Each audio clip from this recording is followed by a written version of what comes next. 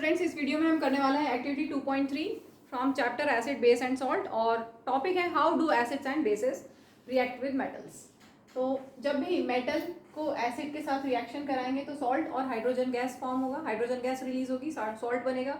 ऐसे ही अगर मेटल को बेस के साथ रिएक्शन कराएंगे तो भी सॉल्ट बनेगा और हाइड्रोजन गैस रिलीज होगी। तो एक्टिविटी हम स्टार्ट करते हैं।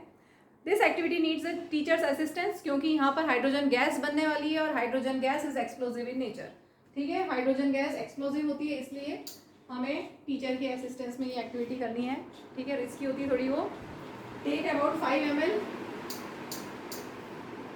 Of dilute sulphuric acid in a test tube. हमने टेस्ट ट्यूब में क्या लिया है? Dilute sulphuric acid 5 ml H2SO4 dilute DIL। ठीक है, नीचे हमने सब्सक्रिप्ट में लिख दिया। And add few pieces of zinc granules, और इसमें हमने डाइल्यूट सल्फ्यूरिक एसिड में डाला है जिंक ग्रैनुल्स। जिंक है सॉलिड स्टेट में। एंड हो गया। What do you observe on the surface of zinc granules? तो क्या होगा? तुरंत रिएक्शन होगा। Zinc is more reactive than hydrogen, तो उसको डिस्प्लेस करेगा। डिस्प्लेसमेंट रिएक्शन भी हो रहा है यहाँ। रिएक्टिविटी सीरीज में आपने देखा है ना, हाइड्रोजन के ऊपर होता है जिंक, तो जिंक इज मोर रिएक्टिव, तो हाइड्रोजन को डिस्प्लेस कर देगा और क्या बन जाएगा? ZnSO4। सो जिंक सल्फेट बन जाएगा और हाइड्रोजन गैस रिलीज होगी। ठीक है, तो आपको बबल्स दिखाई देंगे। क्वेश्चन यहाँ पे ऑब्जर्वेशन पूछा है, what do you observe on the surface of zinc granules? तो क्या दिखाई देगा? Bubbles of gas will be scene.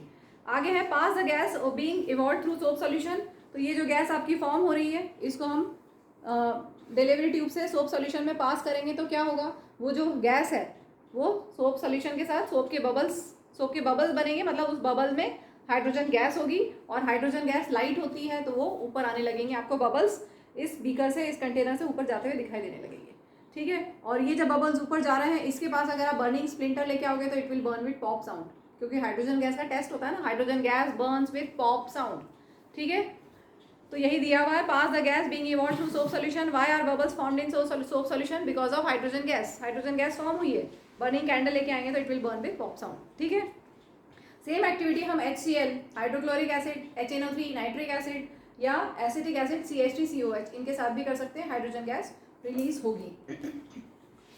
इसके बाद है note that the metal in the above reactions displaces hydrogen, ठीक है, from acid as hydrogen gas and forms a common compound called salt. Clear? General reaction हो गया। इसके बाद हम कर रहे हैं एक्टिविटी 2.4। 2.4 एक्टिविटी में क्या दिया हुआ है? हमने लिया वही सेम मेटल जिंक, और हमने लिया sodium hydroxide very strong base. Take a few pieces of zinc metal, solid है, सॉलिड स्टेट में है, टेस्ट ट्यूब में हमने लिया, और हमने इसमें ऐड किया sodium hydroxide, 2 ml of sodium hydroxide, और हमें इसको थोड़ा वार्म करना पड़ेगा। डायरेक्ट रिएक्शन नहीं होगा। Warm the contents of the test tube, नीचे से हम थोड़ा सा इसको वार्म करेंगे बर्निंग स्प्लिंटर से। ठीक है, लैब में आप करेंगे तो क्या होगा?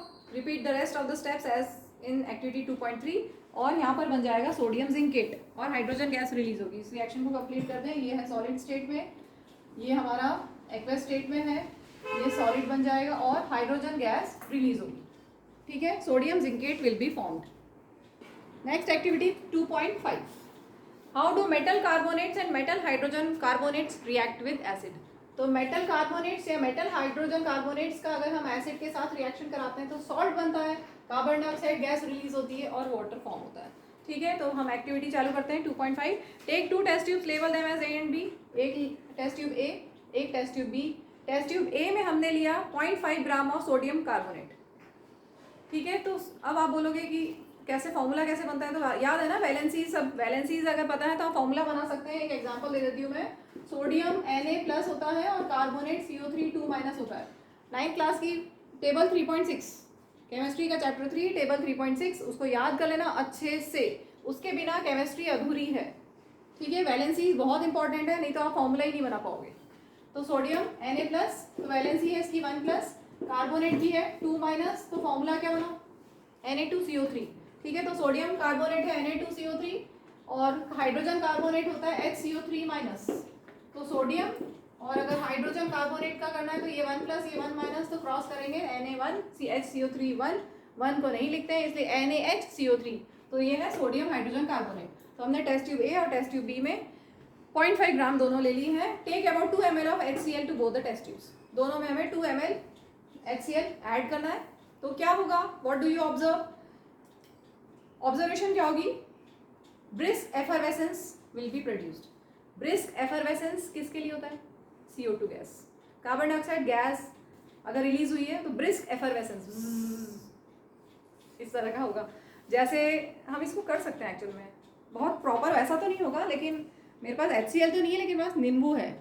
चलो मेरे पास है ये बेकिंग सोडा, इस बोल में है, वाइट कलर का दिख रहा है, बेकिंग सोडा केक में यूज़ करते हो ना आप, ठीक है। और ये एसिड है, मेरे पास HCl नहीं है, लेकिन हम नींबू से कर सकते हैं। तो क्या होगा, CO2 गैस रिलीज होगी, ब्रिस्क एफरवेसेंस आएगा, देखते हैं दिख रहा है, दिख रहा है कि नहीं दिख रहा, देखना ध्यान से।